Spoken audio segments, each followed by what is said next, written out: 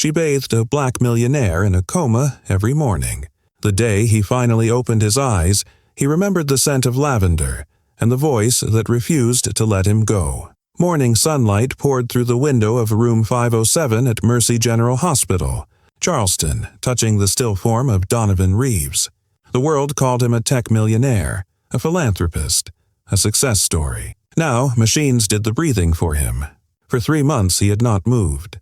At 6:30 a.m. sharp, Nurse Penelope Penny Ashford entered, as she did every morning.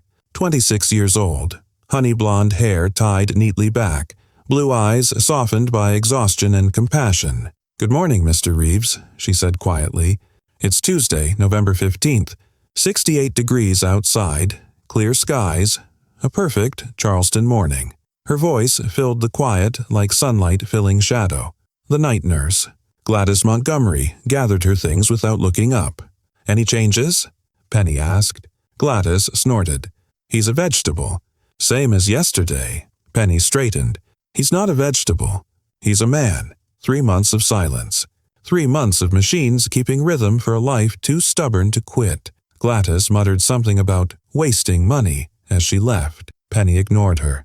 She checked vitals, adjusted the IV, and read the notes. No neurological improvement. She closed the chart.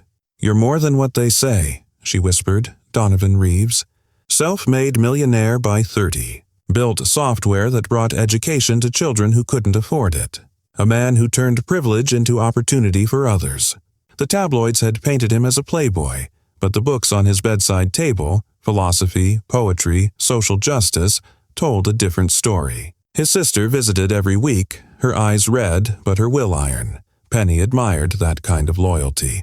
She filled a basin with warm water and added a few drops of lavender oil she brought from home. Not in the hospital protocol, but she had noticed his heart rate calm when the scent drifted through the air.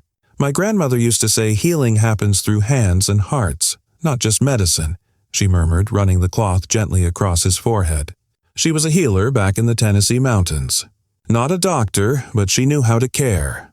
The door opened. Dr. Fitzgerald, head of neurology, watched from the doorway, arms folded. "Nurse Ashford, we've talked about this. Extended routines aren't necessary for coma patients. With respect, doctor, they're still people. You're wasting your time. The family may remove life support soon. Focus on those who can actually benefit." Penny's throat tightened, but she said nothing until he left. Then she took Donovan's hand. "Don't you listen to him. You're still in there. I know you are." For a moment, she thought she felt his fingers twitch. Maybe imagination, maybe not. But hope, once sparked, doesn't ask permission to burn. If you're watching this and you've ever seen someone talked about like they weren't even human, drop not a thing in the comments. Because no one is an object. Everyone deserves to be seen. The next morning, the hallway outside room 507 filled with a different kind of energy. Shoes clicking, voices lowered. A woman's voice, strong, impatient, cut through the hum of hospital life. "Where's my brother's doctor?" Penelope looked up from Donovan's chart to see her. Camille Reeves. Elegant dark skin, sharp eyes, confidence like armor. The resemblance to the unconscious man in the bed was undeniable, but where Donovan looked peaceful, Camille looked ready for battle. "I'll page Dr. Fitzgerald," Penny offered softly. "I'm his morning nurse." Camille's gaze lingered, studying her. "You're the one who stays after hours," she said. "The nurse who talks to him, plays music, brings lavender oil." I asked around. Penny flushed. I believe he can still hear." Camille folded her arms. "Everyone else has given up. Why haven't you?" "Because he's not gone," Penny said, voice trembling but firm. "He reacts to sound. His hand relaxes when I hold it. I've seen hope, even when the monitors don't show it." Camille's expression softened for the first time. "Show me." Inside the room, Penny demonstrated. She spoke Donovan's name. His pulse quickened slightly. She played one of the jazz tracks she always used. His breathing deepened. Camille's jaw tightened. "And the doctors say this means nothing?" "They say reflexes," Penny replied. "But sometimes reflexes are the body's way of saying it's still fighting." Dr. Fitzgerald entered with the hospital administrator, Mr. Blackwell, a man who spoke in voices, not empathy. "Miss Reeves," he began in a rehearsed tone, We need to discuss your brother's continued care. The insurance. Money isn't an issue, Camille interrupted coldly. It's not about money, Fitzgerald added. It's about quality of life. Your brother has shown no meaningful improvement. Define improvement, Penny said quietly. The room froze. Fitzgerald turned sharply. Excuse me? She met his eyes. His muscle tone hasn't deteriorated. His vitals respond to stimulation. His brain scans show unusual activity when we speak to him. Maybe minimal to you, but maybe meaningful in ways we don't understand yet. Rare cases, Fitzgerald replied flatly. Rare, Penny agreed. Not impossible, Blackwell sighed. Miss Reeves, we need the bed for other patients. Camille straightened, voice cool as steel. Then I'll move him. Private facility, whatever it takes. That may be best, Fitzgerald said, clearly relieved. Though I'd advise new staff. Nurse Ashford has grown. Overly attached. Penny's stomach dropped. Attached? That word felt like an accusation, but Camille's response was immediate. Unprofessional? This nurse is the only person in this building who treats my brother like a man, not a statistic. If Donovan moves, she moves with him. I couldn't, Penny began. Camille cut her off. You can and you will. I'll double your salary. Full-time private care. One patient. My brother. Penny hesitated, torn between duty and disbelief. You don't even know me. Camille's voice softened. I don't need to. My brother's still here because you refused to give up. That's all I need to know. Outside, the autumn air smelled like rain. Inside, Penny took Donovan's hand once more. Looks like we're both getting transferred, she whispered with a faint smile. His heart monitor gave a quiet blip. Steady, sure. Hold on, she whispered. We're not done yet. Have you ever had someone believe in you when everyone else gave up? Drop "still fighting" in the comments because sometimes one person's belief is the difference between life and giving up. The new facility smelled different. Cleaner air, softer light, no constant beeping. Magnolia Gardens Rehabilitation Center sat outside Charleston, surrounded by oak trees heavy with moss, the kind that seemed to listen when you spoke softly enough. Penelope stood by the entrance. Suitcase in one hand, nurse's bag in the other. A calm hush filled the hallway, broken only by a piano melody coming from the therapy wing. For the first time since Donovan's accident, she felt something she hadn't in months. Possibility. Camille walked beside her, giving instructions like a woman used to being obeyed. You'll have your own suite next to my brother's room. Dr. Cross will oversee his case. He's one of the best neurologists in the state. You'll coordinate with the therapy staff. Penny nodded, still overwhelmed. Thank you for trusting me. Camille paused. I'm trusting results. You believed when no one else did. Let's see if that belief has a pulse.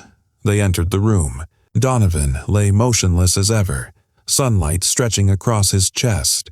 Penny moved with practiced ease, checking vitals, adjusting tubes, brushing his hair back. Good morning, Mr. Reeves, she said. New room, new view, same fight. It's Thursday, December 1st, and the trees outside look like they're dancing. Dr. Cross entered, kind-eyed but clinical. Nurse Ashford, he greeted. You've been credited with keeping Mr. Reeves stable. I've reviewed his file. His muscle tone, cardiac strength, responsiveness. Unusual for someone in a coma this long. Penny nodded. He's been fighting. He just needs more time. Dr. Cross studied her for a moment. Then let's give him every reason to keep fighting. That day marked the beginning of a routine built from science and faith intertwined. Physical therapist Wade worked his limbs to prevent atrophy. Nutritionist Sophia adjusted micronutrients to strengthen neural pathways. The chaplain, Reverend Powell, stopped by with gentle prayers that sounded more like friendship than sermons. And Penny. She was the constant heartbeat in the room. Every day she spoke to him as if he were awake. She told him stories about her grandmother, a mountain healer who swore that touch could wake sleeping souls. She read news articles about his company's scholarship programs. She played the jazz playlist that always slowed his pulse. Even the janitor, Eugene, an older black man with a calm soul, joined in. He'd pause at the door each evening and whisper, "We're waiting on you, boss. Don't keep us hanging, weeks passed." Progress was measured in breaths and heartbeats. Penny watched every number on the monitor like a prayer. Then one afternoon she noticed something. His eyelids fluttered. not a twitch. A rhythm, intent. "Donovan," she whispered. She took his hand. "If you can hear me, squeeze once." Nothing. She leaned closer, tears welling. "You've come too far to stop now."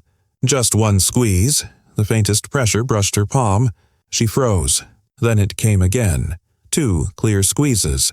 Her breath hitched. Okay, it's happening." She pressed the call button, voice shaking. "Dr. Cross, come quickly, he's responding." Before the door opened, a sound cut through the air like a miracle. A hoarse whisper, fragile but real. "Don't cry," her knees buckled. He was awake. After months of silence, the man everyone had given up on had found his way back, with her voice as his compass. As staff rushed in, she stepped back, hands trembling. For the first time, Donovan's eyes met hers. His lips moved again. "You stayed," she smiled through tears. "Of course I did." Outside, the wind stirred the oak trees, their branches swaying like they knew a resurrection had just taken place inside. Quick thought. Have you ever witnessed a moment that made you believe in second chances again? Type, "Still here," if you have, because miracles aren't magic, they're moments when hope refuses to quit. The news of Donovan Reeves' awakening spread through Magnolia Gardens like wildfire. Within hours, staff whispered in hallways, reporters called non-stop, and a dozen doctors requested permission to observe the miracle patient. But inside room 214, the world was quiet. Just the steady beep of monitors and the gentle sound of a woman's voice helping a man learn to speak again. "Say it slow," Penny encouraged, holding a flashcard. "Good. Morning." Donovan's lips moved clumsily, the words emerging broken but clear enough to send warmth flooding through the room. "Good. Morning. That's it." Penny beamed. "Good morning, Mr. Reeves." He tried a faint smile. "Morning, miss." "Penny," Dr. Cross stepped in, observing quietly. "Progress beyond expectation," he murmured, noting something on his tablet. "Coma patients don't usually recover speech this quickly, but he's motivated." Penny caught Donovan glancing at her, eyes bright despite fatigue. She looked away, pretending to rearrange the therapy materials. Each day built on the last. Small victories stacked like bricks in a rebuilding life. Speech therapy in the morning, physical therapy with Wade in the afternoon, nutrition plans refined by Sophia, and in between, Penny's steady presence anchoring him through frustration and pain. When Donovan managed his first steps, gripping the parallel bars like lifelines, staff gathered silently to watch. His muscles shook, sweat glistened, but his focus never wavered. One slow step, then another. "Then one more. I told you," Penny whispered, eyes wet. "You're stronger than you think." He looked up, breath ragged. "Only because you stayed." Outside the window, winter sunlight touched the magnolia leaves, and for the first time, hope didn't feel fragile anymore. It felt alive, but not everyone saw it that way. By week 3, cameras appeared outside the gates. Headlines read, "Miracle Millionaire walks again." Phrases like "divine recovery" and "love cured him" trended online. Penny winced every time a nurse showed her a new headline. "This isn't love," she said quietly to Dr. Cross one afternoon. "It's recovery. He's working hard. He deserves the credit." Dr. Cross gave her a knowing look. "The public wants simple stories, but real healing is complicated. You've done good work, Nurse Ashford. Just keep professional boundaries clear. He's still vulnerable." "I understand," she said, though her heart ached with confusion, because Donovan didn't just look for her when he needed help, he sought her when he was scared. When memories failed, when nightmares woke him trembling, she was the one who steadied him, the one he trusted. One night, after a difficult therapy session, she found him sitting on the balcony in a wheelchair staring at the city lights. "You should be resting," she said softly. He smiled faintly. "Resting feels like wasting time. I lost too much of it already." She hesitated, then sat beside him. The air was cool, scented with jasmine. He looked at her for a long moment before speaking. "When I was under, I heard you. You told me about your grandmother, about the mountains, about lavender. I followed your voice." Her pulse quickened. That's common in recovery," she said gently. "Sometimes the brain—" "No," he interrupted softly. "I remember feeling safe, like I wasn't disappearing. You were home." The words hung in the air like confession and danger all at once. Penny stood abruptly, forcing a small smile. "It's late, Mr. Reeves. Time for rest." As she left, Dr. Cross stepped from the shadows near the doorway. "He's attaching to you," he warned gently. "It's called transference. Common for trauma patients." "I know," Penny whispered, clutching her clipboard. "But what if it's more than that?" The doctor sighed. "Then you need to be even more careful. Boundaries protect both of you." She nodded, heart pounding, because part of her already knew this was more than a patient recovering. Something deeper was waking, too. Outside, news vans glowed in the dark, cameras pointed toward the facility gates. Inside, a man who had lost everything was learning to walk again, and the woman who saved him was beginning to lose the one thing she'd always protected, her heart. Your turn. If someone's voice pulled you through your darkest moment, would you call that fate or just luck? Drop fate or luck in the comments, because sometimes the line between healing and feeling isn't as clear as we think. A week later, Donovan's recovery hit full stride, and with it came the storm no one could have prepared for. The sun spilled through the Magnolia Gardens atrium as he practiced walking, without the parallel bars for the first time. Every step looked like defiance, like a man telling fate it had picked the wrong person to break. Nurses cheered quietly, Wade clapped, and Penny just watched, hand over her heart, fighting the tears threatening to escape. "Not bad for a man who was supposed to never wake up," Wade grinned. Donovan smiled, chest heaving. "Told you I had good motivation." His eyes flicked toward Penny, but before anyone could reply, a familiar voice sliced through the air. Sharp, confident, dressed in power. "Donovan?" Penny turned and froze. Vivian St. Clair, the ex-fiancée. Stunning, poised, and wrapped in the kind of confidence only old money could buy. She walked toward him like she owned the ground beneath her heels. "I came as soon as I heard," she said, leaning in to kiss Donovan's cheek. "You look incredible." Donovan stiffened. "It's been a long time, Vivian." "Too long," she replied smoothly. "But I'm here now, ready to help you recover however I can." Penny stepped back, the air between them tightening like glass about to shatter. Vivian's eyes flicked toward her, scanning from scrubs to shoes, then back up with a faint smirk. "And you must be the nurse. The one everyone's talking about." Penny forced a polite smile. "Just doing my job." "Of course," Vivian said, her tone dipped in sugar and venom. "Helping him walk, talk, fall in love again. Typical Florence Nightingale fantasy, right?" "Vivian," Donovan said sharply. Enough, but it was too late. The wound was open. The rumors outside the hospital walls were already swirling. Millionaire in love with nurse. Is it real or a rebound? Penny tried to stay focused. Her care remained meticulous, her tone professional, but the air in every room they shared was heavier now. When Donovan looked at her, she saw it in his eyes. He didn't care what people said, but she did. Later that night, as the corridors dimmed, Camille found Penny sitting alone in the break room. "You're worried," she said simply. Penny didn't deny it. "Everyone's watching, judging.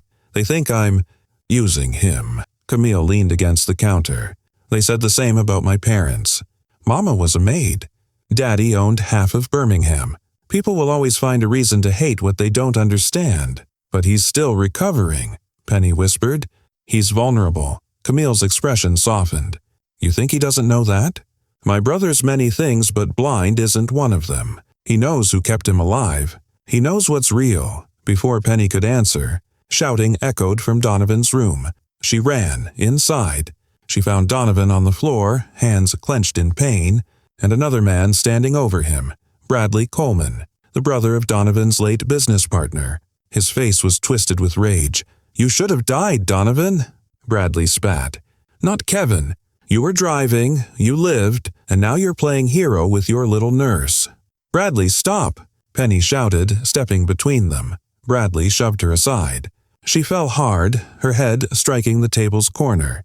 "The world spun! Penny!" Donovan's voice cracked as he dragged himself forward, body trembling, reaching her as staff burst in to restrain Bradley. Blood ran warm down her temple. She tried to speak but could barely manage a whisper. "You're okay?" He pulled her close, eyes wet with fear. "You could have been killed. Why did you do that? Because that's what you do, she whispered weakly. For people you care about. Their eyes met, unspoken truths pouring out in silence. Dr. Cross examined her quickly. Minor head wound, she said, relieved. You'll be fine. But Donovan didn't let go of Penny's hand, not even as they cleaned her cut. You don't understand, he said hoarsely. She's not just my nurse. She's the reason I'm still here.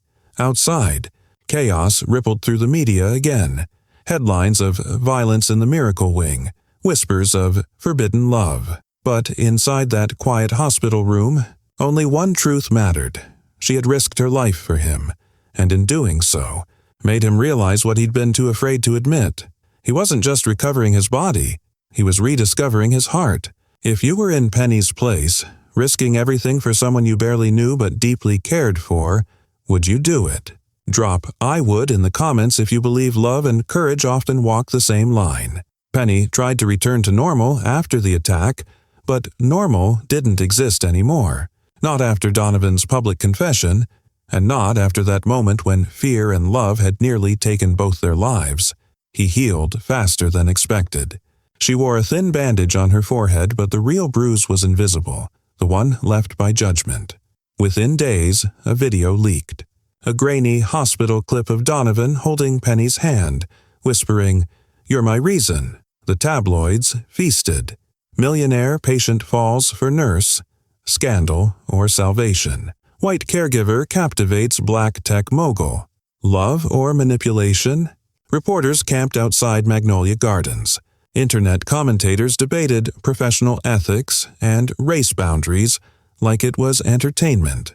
And somewhere in the noise, the truth, two people who had simply found light in darkness, got buried. The hospital board launched an investigation into unprofessional conduct. Penny was suspended pending review. When Dr. Cross broke the news, her voice carried the weight of compassion and exhaustion. "You did everything right medically," she said. "But perception is cruel." Penny nodded, blinking hard to hide the tears. "Then I'll resign." Donovan refused. He walked, still weak but defiant, straight into the boardroom. Cameras flashed. His voice, still rough from recovery, filled the room. "You call it unprofessional. I call it human. That woman treated me when no one believed I'd wake up. She didn't see a millionaire. She saw a man. The next day, he called a press conference. Every major outlet tuned in. He stood tall, suit crisp, scars visible, proof of survival. "I'm not returning to my company," he began. Gasps spread through the crowd. "I'm starting something new. A network of rehabilitation centers where care means compassion, where nurses like Penny Ashford are celebrated, not punished." The crowd murmured. Cameras clicked. Donovan's gaze softened as he looked into the lenses, as if speaking directly to her. "People say I fell in love with my nurse. Maybe I did. But I also fell in love with what she represents. Belief, kindness, the courage to care when the world tells you not to." The statement broke the internet. Some praised him. Others mocked him. But for once, Penny didn't care. She sat in her tiny apartment watching his face on the screen, tears rolling freely. He wasn't defending her. He was defending them. That night, a knock at her door. Donovan stood there leaning on his cane but smiling like a man who'd just found his purpose. "I'm still standing," he said.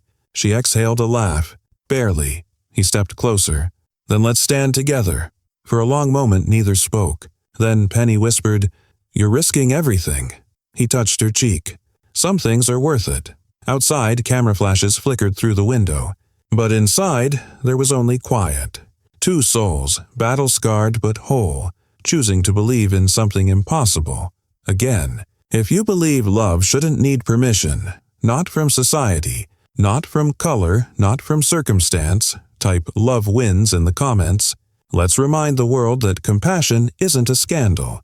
It's a revolution. 2 years later, the world had changed because two people refused to let it stay the same. The ribbon fluttered in the Birmingham breeze, gold and white under the southern sun. Cameras flashed, reporters crowded, but for Donovan and Penny, this wasn't about fame. It was about purpose. The sign behind them read, "The Reeves Ashford Rehabilitation Center, where healing meets humanity." Donovan took the microphone, his deep voice steady. "When I woke up from that coma, I thought my story ended the night of the accident. But sometimes what feels like an ending is really the start of something new. What you see here isn't a miracle of medicine. It's a miracle of belief. One nurse who refused to stop caring." Applause rippled through the crowd. Penny stood beside him, visibly moved, her nurse's badge replaced with the title co-founder. She stepped forward, her Tennessee accent soft but strong. "My grandmother used to say, 'Healing begins when someone truly sees you.'" Donovan saw people, not as patients or statistics, but as souls worth fighting for. That's what this place stands for. Among the crowd, familiar faces smiled. Dr. Cross, now Director of Medicine for all 12 centers. Wade, leading therapy programs. Sophia, their head nutritionist. And Eugene, the janitor who once whispered hope in a quiet hospital hallway. Even Bradley Coleman stood there, sober and changed, working as a counselor for trauma survivors. "You taught me redemption doesn't mean erasing pain," he told Donovan earlier. "It means building something from it." As the ceremony ended, Penny felt a small tug at her dress. "Mama, I can't find my stethoscope," said Grace, their 4-year-old daughter. "Half her father's fire and all her mother's heart. Check Daddy's office." "Dr. Grace," Penny smiled. Minutes later, Donovan appeared wearing the toy stethoscope. "Looking for this?" Grace giggled, then ran off to treat Eugene, who patiently pretended to be sick. Penny laughed, a sound brighter than the morning light. Donovan wrapped his arm around her, gazing at the crowd touring their new center. Patients, families, doctors, children. "You see this?" he whispered. "All of it started because you believed a man in a coma was still worth saving." Penny turned to him, eyes glistening. "No, it started because you fought your way back. I just reminded you what was waiting when you woke up." That night, after the lights dimmed and the cameras left, they sat on the porch of their home. The same quiet, modest house where dreams felt real. Grace slept inside, a lullaby humming through the baby monitor. Penny's hand rested on her pregnant belly. "Do you think the world's ready for what we're building?" she asked softly. Donovan smiled. "The world's never ready for change. You just build it anyway." They sat in silence, watching the stars. Somewhere, a phone rang. News that another patient had woken up at one of their centers. Another miracle. Penny leaned her head on Donovan's shoulder. "Every life we touch, it's like calling someone back from the dark." He kissed her hair. "Just like you called me." And somewhere in that quiet Alabama night, their story, once whispered between nurse and patient, became a legacy that would outlast them both. Because love didn't just heal one man, it healed the world around him. If you believe love can break barriers, heal wounds, and rewrite what's possible, type "Love Heals" in the comments. Because miracles don't just happen in hospitals. They happen every time someone refuses to stop caring.